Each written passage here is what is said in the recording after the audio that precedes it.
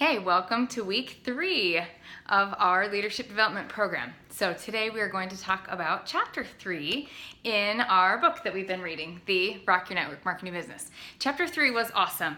I'm excited to talk to you about all of the takeaways and hear what you learned from it. So it's called Preparation, Think Like a CEO. I really like this chapter because I think that it is a great place to start, and I love how she starts with it very first. You have to wrap your head around thinking like a business, running your business like a business instead of like a hobby if you really want it to go somewhere and if you really want it to be a tool that you can use to really grow a business. Then you need to put in the time, the tools, the efforts, and really treat it like a business so that it can run like a business and really be run like a well-oiled machine.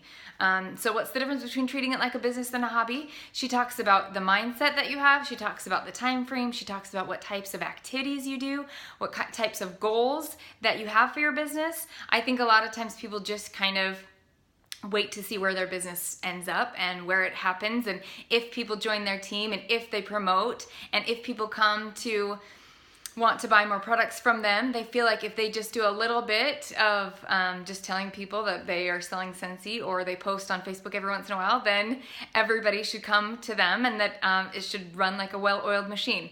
That would be lovely, but really that's not how it goes. There are a few key things that you can do that will help ensure that your business really runs like a business. And so that hope isn't your action plan. Because again, as Mary Christensen says, lots of times that happens as well. And you just hope that it'll turn into this magical entity for you, and usually doesn't. So anyway, I really like this chapter and I can't wait to hear what you like. I like how she talks about income producing activities. So there are many things that we can do every day with our business. There are many things that we can do with our time. If we're really wanting to create a solid, stable business, think about it as if you were creating like a regular business. So Dave and I started a business. It was an organic clothing business called Sattler Clothing, and he also had a marketing business. So we had a little bit of experience running a, quote, regular business before we started a Scentsy business. And I tell you what, if you want a little piece of humble pie, try to think that you can start a business. He had an MBA, I graduated in business, so we both were very business-minded, and we thought this would be a great opportunity. And it was a great learning opportunity, but it was a lot more involved than one would really think, and took a lot of skills and effort and time, which was great. We loved it. But I think a lot of times people think that because it's a direct sales business or it's a multi-level market and it's a network marketing business, that we don't have to do any work and that it should just fall into place. So it's true, we don't have to do things like that I had to do for Sattler Clothing, that Dave and I had to do. Sorry, it was both of us, mainly him. So I'm taking credit for something I didn't even do. But we had to do things like sourcing our products.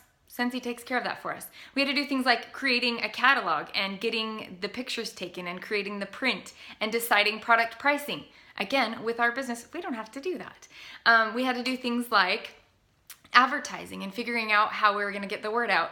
Again, we don't have to start from scratch because you're not creating your own brand. You get to piggy bank off of a brand that is already growing and solid, and we get to couple and cooperate with Scentsy's efforts to get their brand out. So really, we are running a business, and it is a legit business, and it is something that is stable and solid just like any other business, only it's way easier, but has to still be done and run like a business. So she suggested 10 to 15 hours of income producing activities. We can chat about that on the team page, what that is, what that means, but that doesn't just mean you're gonna work for 10 to 15 hours a week, checking Facebook, chatting with your friends, visiting with a prospective friend who would like to join, but you spend 3 hours over lunch. Those are all great things to do, but you can't count them as income producing activities and then wonder why your business isn't growing if that's all you do. So anyway, we can talk about that, but she talks about income producing activity consists of 3 things. Sharing your business and inviting people to learn more. So that's a very specific active type action. Number 2, sharing your product or service and inviting people to try them. Number 3, following up, signing people up, and getting them started. So all of those things and anything that goes along those lines go to creating your income producing activities. I think it's a great thing to do a time audit. If you really want a little reality check, I guess, sit down and do a time audit. Keep track of it for a week and write down, this is just a suggestion, it's not one of my challenges, but write down each hour at least, or even you could go deeper and do half an hour or 15 minutes, but every hour of the day, what are you doing? What are you working on? What are you accomplishing in that time? There was Belinda Ellsworth. She's another direct sales expert that is a motivational guru and has books and seminars and things like that. She talks about how lots of times when somebody is working their side business with a full-time business, they just are just hauling and they get a lot done and they think, man, if I would just quit my full-time business, I could really let my network marketing business take over and it would just soar. She said a lot of times when they do, they quit their full-time business to work their business, let's say their Scentsy business full-time, and they spin their wheels a lot. And so they have more time, but they don't use it as wisely. And so then the time just goes, and they really don't have a whole lot more to show for it than they did when they were working full-time and juggling their business. So I think that's a real key concept, is trying to figure out what income-producing activities you need to do and how you can do them to fit them into your daily life. Whether that means that you can have more time to play with your kids, or whether that just means that your Scentsy business runs better. The more you are focused in your actions, the more you'll get done, the more you'll have to show for what you've done, and the more it will be running like a business. So then she also says, I like this part and we can talk about it later, but when you're looking at what your income producing activities are, she said, when setting aside hours of operation, be sure to include, so you're like a business, right? You're not on call all hours of the day, but you do have to be on call. You do have to be on. You set aside time for these things. These are the things that are going to grow your business. So what are they? Prospecting, that means looking for recruits, always. Presenting the opportunity over coffee or a phone call. Attending or hosting a local meeting. That could be to present like an opportunity type meeting. That could be your own team meeting, whatever it is, and events, and getting educated at team meetings and on team calls too. So show up to go up. If we have a team call, or if you want to create your own team meetings or calls or anything like that, or if there's a weekly training call put on by Scentsy Home Office, that you are making sure that you're setting aside the time to actually do those activities that will create a big thing. You look for things that you can cut out, and then you go for it, and then you just jump on in. Like I said, you can do the same thing in a much shorter amount of time than we're all doing them probably. And the more focused your energy is, the more time you will have to do more, or to do more things that you want to do that are extracurricular type things with your family. But like I said, either way, your Scentsy business will pick up. I really like how she talked about positivity and the positive affirmations that you can have. We can talk about how you can do that, where you could post some of those. I know that really speaks to my soul. I love it. I think that it's so important to put positive in, and you will get positive out. It's kind of like this weird little secret, but it really does work. The more you fill your mind and your heart with goodness, more good things will come to your life, and you will be able to have a lot more success. So she talks about her daily declarations and a daily decision to be successful, and being intentional with our thoughts. One morning, I will say, I've heard a lot of people, not necessarily you in this group, but a lot of team members say, I'm not a good recruiter, or I can't get any sales, or nobody wants to book parties. Those are reaffirming in your mind what your fears are, and it's telling your mind what your heart is afraid of. And it might not even be true. It's not true. But you telling yourself that will convince yourself that it is true, and then it will happen. So that's just a little sidelight of what you say, you will believe. So be careful what you say and what you think. Find a way. It's okay to have challenges, and you don't have to pretend like everything's always rosy, but find a way to turn it into an action item. Instead of saying, I can't, or I don't, or I won't, or it's not, whatever, figure out a way to turn it, to use that so that you can improve whatever it feels like is lacking or missing. She talks about how her business really took off at one point, and she said she actually worked more on herself and on her thoughts and her decisions and on her focus than even on her actual business. And it just, like I said, you create seeds of goodness, happiness, positivity, and you will reap them. So that way, that helps you have a vision for your team as well. So she talks about having a why. Oh, right here, I really wanted to talk about something really quickly too. She's talking about true leaders cast a vision of where they're going and what they want for themselves, for their team, and you as leaders really have a huge impact on your team and your downline. Whether you know it or not, you should and you can and you will. So if you have a great goal of where you're going and where Scentsy is going and why you're on that track, you will really help influence them and give them the power to feel the same, to have confidence in you as well as confidence in their businesses, and then you will be a great team leader because you will help show the vision of where they can go with their business. So then she talks in a little bit in here about her why and how that's so important. We talked about that before. If we need to revisit that topic or maybe refine our why a little bit more, it's a key topic. We've talked about it a lot. We'll continue talking about that.